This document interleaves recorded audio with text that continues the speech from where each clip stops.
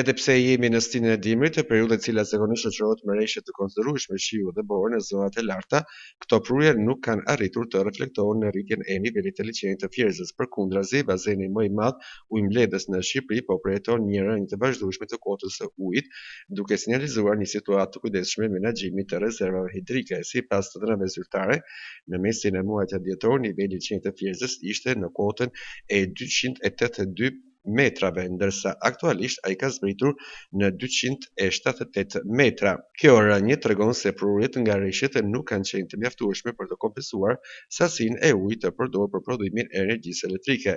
Në këto kushte, Kooperativa Elektroenergjike Shqiptare ka ndërmarrë masa për të ruajtur rezervat ujore, duke operuar hecin e Fierzës me turbina të alternuara. Ky operim synon të minimizojë shkarkimet e panevojshme dhe të optimizojë përdorimin e ujit të akumuluar në mënyrë që të garantohet stabiliteti i prodhimit të energjisë elektrike në javët dhe në muajt në vijim. Ekspertët e sektorit energjetik vlerësojnë se situata kërkon monitorim të vazhdueshëm, pasi niveli i liçenit të Fierzës është një tregues kyç për sigurinë energjetike të vendit, veçanërisht gjatë sezonit dimor, ku kërkesa për energji elektrike është më e lartë.